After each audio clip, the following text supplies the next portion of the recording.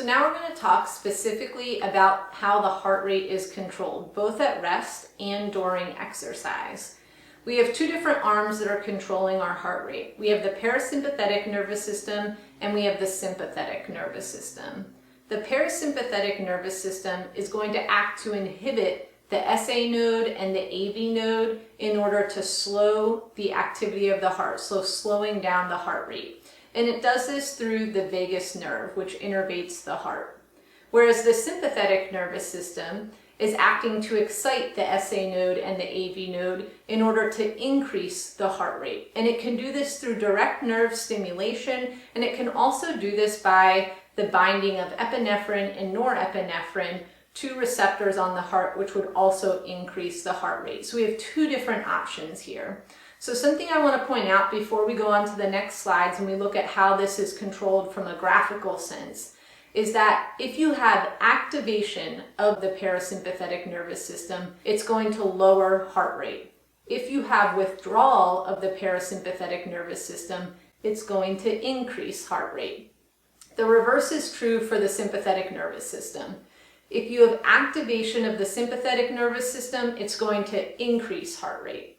If you have withdrawal of the sympathetic nervous system, it's going to lower heart rate. On the next slides, we're going to show when is each system in control of what the heart rate is doing. When an individual is at rest, that parasympathetic activity is dominating the influence to the heart. And so this is going to result in a lower heart rate, and we call this vagal tone. Now, if any of you really enjoy the Indiana Jones movie series like I do, you should remember that there is a scene where the individual pulls another person's heart out of their chest, and that heart is still beating in the movie. So, little red flag, why is that heart still beating? Well, we know that our heart rate can spontaneously depolarize on its own without any sort of influence from other nerves, for example, the vagal nerve. So if I remove someone's heart from their body and it's going to still spontaneously depolarize and contract, it's going to do so at an intrinsic heart rate. And the intrinsic heart rate that it's going to depolarize is roughly 100 beats per minute. But the reason that the average resting heartbeat is lower, something closer to 60 to 80 beats per minute, is because of that vagal tone that we have from the parasympathetic nervous system always being transmitted to the heart. You might be looking at this graph thinking, why is there a negative in front of vagus and a positive in front of sympathetic? That's just telling you which direction it's going to move heart rate if that specific system is active. So if our vagus system is active, it's going to lower heart rate or decrease. If our sympathetic system is active, it's going to increase heart rate in this case. So if we are assuming we're starting from a resting heart rate, we'll say 60 beats per minute. As heart rate starts to increase, we'll say going from 60 beats per minute up to 80 beats per minute. That initial increase in the heart rate is not due to sympathetic activity on the heart. It is primarily due to a withdrawal of the vagus or parasympathetic activity to that heart. And that is true up to about 100 beats per minute, our intrinsic heart rate. Now, our later increases in heart rate, once we're above 100 beats per minute, those in fact are due to activation of the sympathetic nervous system. So now I'm going to try and trick you a little bit. What if we're going the opposite direction and we're going from a heart rate of, we'll say 150 beats per minute down to a heart rate of 80 beats per minute? Well, from 150 to 100 beats per minute, that's primarily due to sympathetic withdrawal to the heart.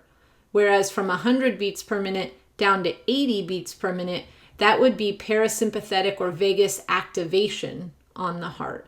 So it's helpful to use the words either activation or withdrawal when you're describing what each system is doing to influence the heart rate.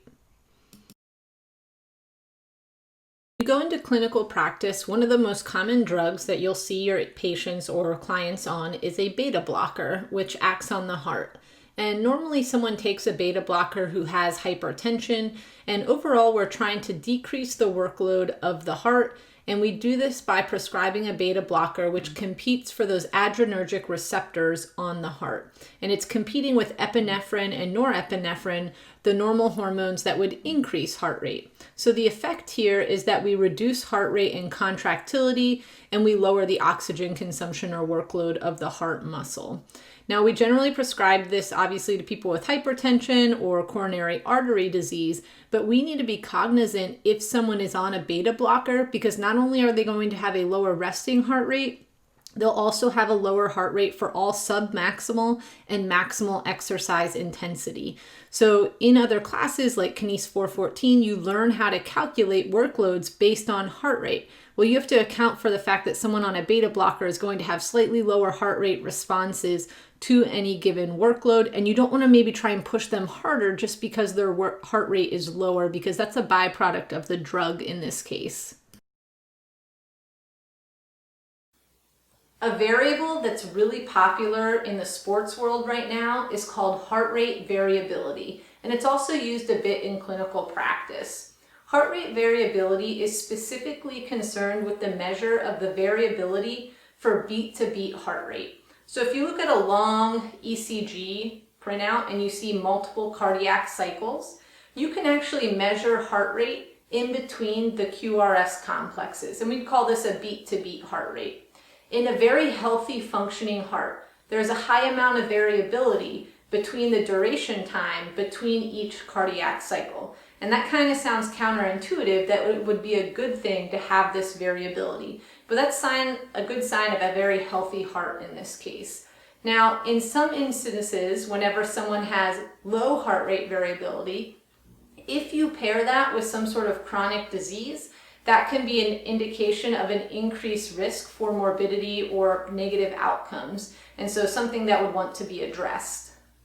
Now, the variability is going to be different with each and every individual person. It's a little bit different between men and women, and as you get older, we expect the variability to go down some. We expect there to be high variability whenever you're looking at an athlete, specifically an endurance athlete. But it's important to note that athletes are using this measure to assess their recovery so they can have a predictor of performance. So if you're overtrained, just doing too much and not allowing for enough recovery, you'd actually have a low heart rate variability. And that's how it's used as a sign that, hey, we need to take some time off, or we need to lower our intensity or our volume of exercise to allow for more recovery. Now, you see a lot of athletes using this right now. We use it here at the University of Tennessee. And one of the most common devices to measure that with is called a Whoop band, so WHOOP. And it measures your heart rate variability throughout the entire day, and particularly what it's doing while you're sleeping, and gives you a lot of sleep metrics, all with the goal of providing overall strain scores so that you know how much recovery you need to perform at your best. Here's a practice problem for you. If my heart rate goes from 55 beats per minute up to 93 beats per minute, what is causing that change in heart rate?